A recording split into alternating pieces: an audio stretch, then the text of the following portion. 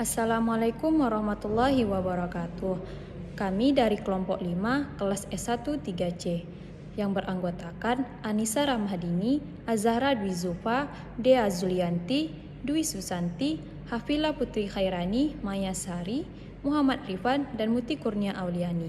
Di sini kami akan membahas mengenai pengembangan dan penilaian obat baru bagian 1.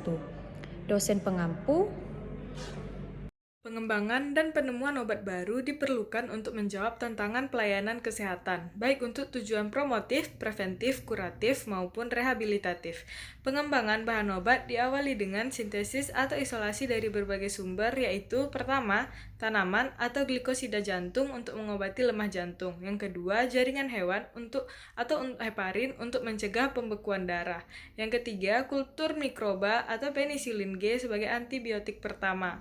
Yang keempat, urin manusia atau choriogonadotropin. Yang kelima, teknik bioteknologi dihasilkan human insulin untuk menangani penyakit diabetes. Perkenalkan, nama saya Dwi Susanti dengan NIM 2101122. Saya akan melanjutkan materi tentang pengembangan obat baru. Penemuan dan pengembangan obat baru terus-menerus dilakukan untuk terus menghasilkan produk-produk yang bermanfaat di dunia kesehatan.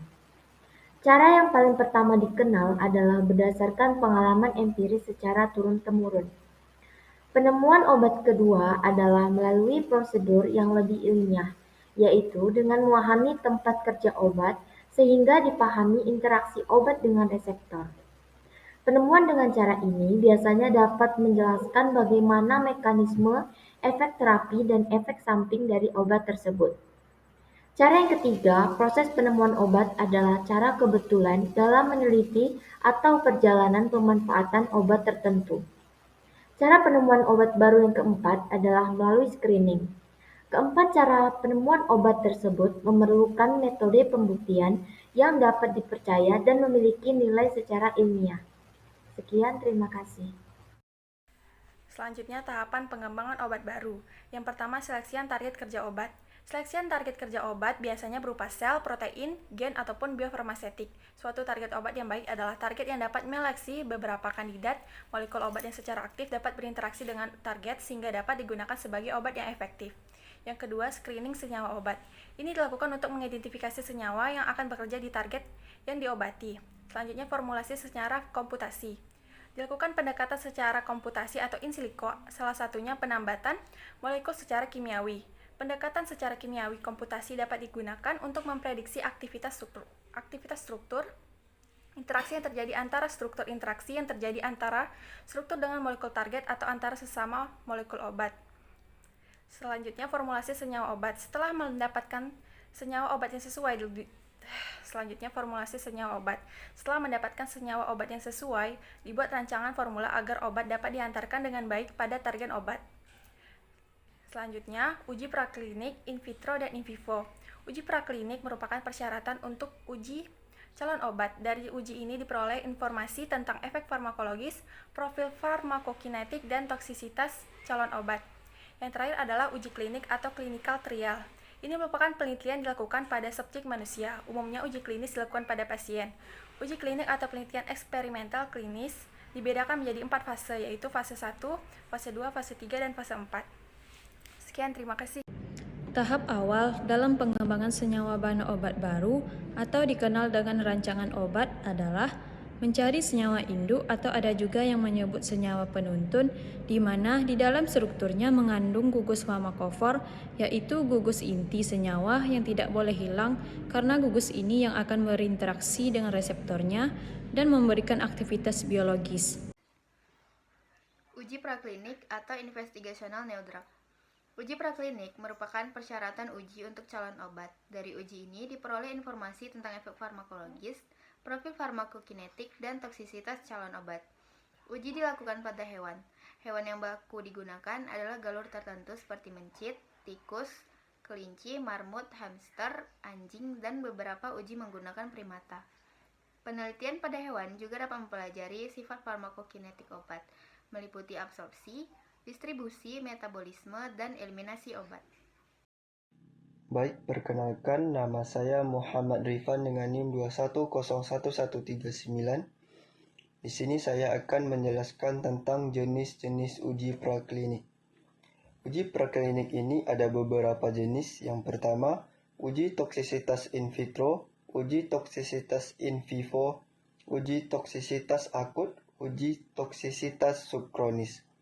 Di sini saya akan menjelaskan tentang uji toksisitas in vitro.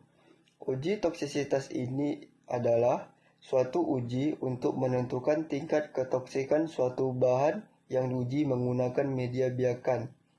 Bahan biologi tertentu yang merupakan subjek dari pengujian. Contohnya, uji obat antiinfeksi atau antibiotik menggunakan kultur media bakteri penyebab penyakit. Yang kedua, obat antivirus menggunakan kultur jaringan untuk perkembangbiakan virus tertentu. Obat anti kanker menggunakan kultur jaringan sel kanker dan sel normal. Antihelmintik atau obat cacing menggunakan kultur atau media cacing yang dapat tumbuh dan berkembang. Baik, demikian yang saya dapat jelaskan dan dilanjutkan oleh materi selanjutnya. Yang kedua yaitu uji toksisitas in vivo. Uji toksisitas in vivo adalah suatu uji toksisitas yang dilakukan pada hewan coba dengan tujuan untuk menentukan tingkat ketoksikan suatu zat atau bahan terhadap perubahan fungsi fisiologis maupun perubahan yang bersifat patologis pada organ vital dalam kurun waktu tertentu. Selanjutnya yang ketiga yaitu uji toksisitas akut.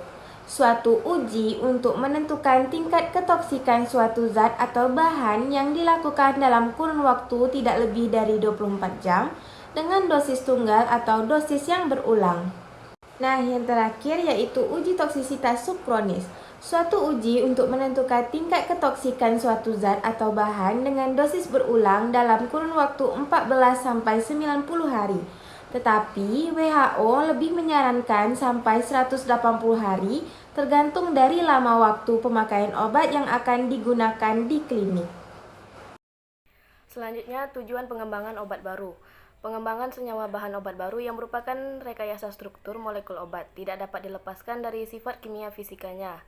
Karena dengan adanya perubahan struktur molekulnya, maka akan berubah pula sifat-sifat kimia fisikanya. Sehingga prediksi yang diharapkan adalah terjadinya peningkatan aktivitas biologis dari senyawa bahan obat baru tersebut. Penemuan dan pengembangan obat baru tersebut bertujuan untuk pengobatan suatu jenis penyakit tertentu, meningkatkan efektivitas dan keterandalan obat, menurun efek samping atau toksisitas, meningkatkan selektivitas obat, dan meningkatkan kenyamanan pemakaian obat. Selanjutnya, pengembangan obat untuk dapat menemukan obat baru pada saat ini diperoleh dengan cara mengembangkan senyawa yang sudah diketahui aktivitasnya dan kemudian dapat digunakan sebagai senyawa induk. Sehingga hal ini dapat menekan biaya. Tujuan lain dari pengembangan obat baru yaitu yang pertama memperoleh sediaan obat jadi yang memenuhi kriteria khasiat, aman, stabil, dan cost efektif. Kemudian yang kedua, memperoleh prosedur pembuatan produk yang efisien, memenuhi spesifikasi dan tervalidasi. Sekian penjelasan dari kelompok 5 mengenai pengembangan dan penilaian obat baru bagian 1. Wassalamualaikum warahmatullahi wabarakatuh.